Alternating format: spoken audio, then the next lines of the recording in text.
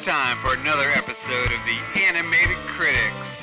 Coming to you live from the studio, it's your favorite movie mavericks, T and J. Hi, I'm T. And I'm Jay. Welcome to the Animated Critics Presents This Week in Movies. Let's take a look at the weekend box office. In at number 1, and with a very strong start, was Harry Potter and the Deathly Hallows Part 1. And really to no surprise here, I know I'm not surprised, I'm sure you're not surprised. This thing's already grossed over $200 million since it came out, really, which was before Thanksgiving. I mean, what is there to really say about Harry Potter? It's quite amazing that this is the 7th film in a series. It's going to probably be the highest grossing one of the series. It looks like it might even break $450 million at the U.S. box office, possibly $1 billion worldwide. Its second weekend, this 5-day holiday weekend, is equal to what the last film grossed on its first weekend. It's kind of amazing that this has the kind of longevity that it's had. And Warner Brothers is absolutely genius for splitting this up into 2 films, because why make $1 billion when you can make $2 billion? Yeah, I think they learned their lesson from Lord of the Rings. Well, Disney's 50th animated feature, Tangled, debuted strongly as well with $50 million for the 3-day weekend, and we're looking at a 5-day holiday of about 70, which I'd say is strong for it. I don't really know if this counts totally as like the 50th animated feature because it is 3D animated, so it's not really competing with any of those other 2D hand-drawn movies. Disney's had, there's been a Disney movie every Thanksgiving for as long as I can remember, and they always seem to do good at the box office. This one did particularly well. I'm quite surprised, as are you. It sounds like that it made this much over the 5-day period. Kind of in juxtaposition to Megamind, which is somewhat, it's done okay, but it looks like this will outgross it easily, and this is an impressive non-Pixar hit for Disney.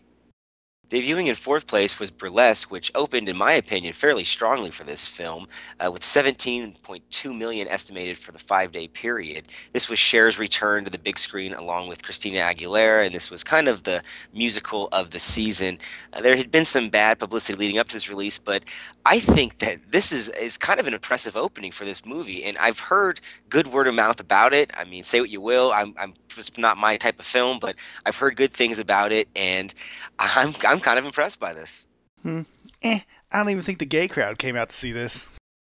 Holding well in the 5th spot was Unstoppable in its 3rd weekend, which now had a weekend estimate of $16 million. It's hit $60 million total in the U.S. box office, and it's passed Tony Scott and Denzel Washington's last film, The Taking of Pelham 1, 2, 3. I thought this was a nice hold for the weekend, and I guess word of mouth has gotten out there, and you have to attribute something to Denzel Washington being a big draw and really not making many wrong steps in his career over the last decade. Denzel Washington seems to be Tony Scott's bitch at this point, just pretty much in any role that Tony Scott wants him to be in, he'll be in. And I think that really they got lucky with this one. I think Pelham 1, 2, 3 was a misstep for both, really. This is just, it kind of rights a wrong in a way, this movie. Are we talking about Love and Other Drugs? But nobody else is talking about it. I suppose we should, because it opened up better than Faster, which we both wanted to see. I don't know. People saw it. And opening up poorly was Faster, which is just more proof that CBS Films has no idea what it's doing. If Sony's smart, they should just let CBS do its own thing, try to find its own distribution, because it's not going to make anybody any money. Everything they touch is a box office failure. I don't know why this film looked so cheap. I don't really know what the budget was on it, but you and I are both fans of this genre and of The Rock, and neither of us saw it this weekend. It just goes to show that it just didn't. I don't know. Maybe The Rock's been mismanaged and he's gone too far into the kiddie territory to ever come back unscathed. Give Vin Diesel credit for doing one foray into Disney family-friendly territory and then coming immediately back with a couple action films, whereas the Rock's floundered there for years. And honestly, there's nothing really sold me on this film. You were talking about mid $20 million for the budget, and they split that with Sony, but like I say, I mean, Sony could have just done this on their own, and it probably would have turned out better. They have far more experience doing little actioners and things. I think CBS has failed in every genre that it's touched at this point. Like, there is no hope for CBS. They need to have a major switch. You don't even have to know this is a CBS Films production, and you talk about the breakup plan. the Harrison Ford one that was dog shit, and now this, and you can tell that they were all produced by the same company. It's unbelievable. You just know it, they all look like TV movies that were given an extra 5 million. They all have that cheap look. They just look generic as all hell, and it's just there's a reason that none of them have broken 40 million at the box office. I see your point. And speaking of cheap-looking films, what do you think about that Green Lantern trailer? Oh my goodness, I could barely watch the whole thing, and I like Ryan Reynolds. I honestly, I'm looking more towards the Green Hornet than the Green Lantern.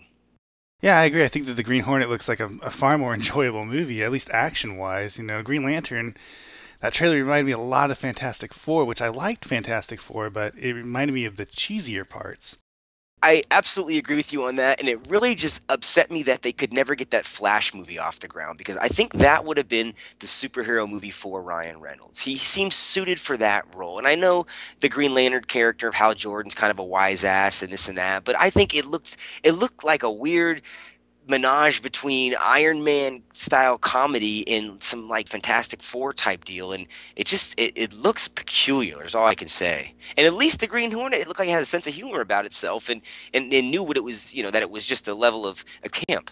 Yeah, well, the Green Hornet definitely seems more grounded, whereas the Green Lantern seems like it's reaching for something just slightly unattainable to it, really. And there's a couple other trailers out there, Warrior's Way and Cowboys and Aliens, that I was disappointed in both of those. I thought that they, as well, were just weird mashups of genre, and it doesn't always work. This whole comic book movie thing is getting out of control. People are just it's almost like the high concept of the 80s has come back towards superhero and genres. We'll take a western and Men in Black and we'll throw those together and people will see it. It's like it's getting out of control, and now they have knockoffs of these movies, and like The Warrior's Way looks very similar to Cowboys and Aliens, and that might confuse audiences. It just what the hell is going on here? We need, let's slow it down here, people. One of the first things that I noticed with that Cowboys and Aliens teaser trailer was that I could actually see the wires pulling one of the cowboys out of his saddle, off his horse, which I thought was just wow, it's just very noticeable. At least it was to me. I don't know, maybe a lot of people missed it. Hey Favreau, you listening? My boy sees wires in your work. Get it out.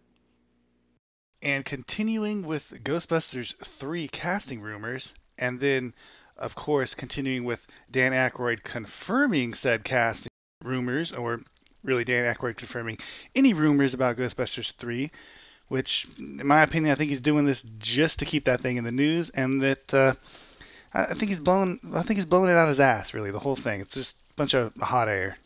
Honestly, who cares? How many times have we heard Ghostbusters 3 news?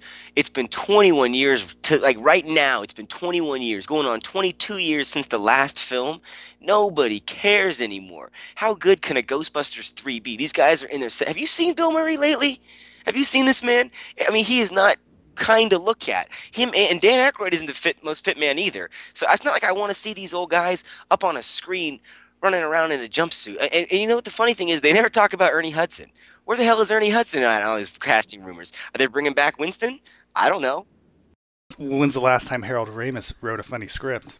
It just seems like every time TMZ pops up at a restaurant that Dan Aykroyd's at, he just throws out a line about Ghostbusters 3, and all of a sudden it's on every sort of website and on every entertainment channel. It's unbelievable how long they've talked about this movie. And we've seen with other franchises that have had long breaks in between how shitty the second movie was. If you look at, take for example Indiana Jones 4, the ultimate in that. Enough said. We welcome any feedback on our episodes, comments, or any of the following things you saw during the show. Feel free to leave comments on the site, our YouTube channel, or a 30-second video in response to anything you might have seen on today's episode. Be sure and check out MovieMavericks.com. We have a great interview with Daniel Bernhardt. You may know him as Agent Johnson from some of the later Matrix movies. He also stars in Bloodsport 2, 3, and 4. And that does it for our show this week. Thank you for joining us, and be sure to check back next weekend for an all-new episode of Animated Critics.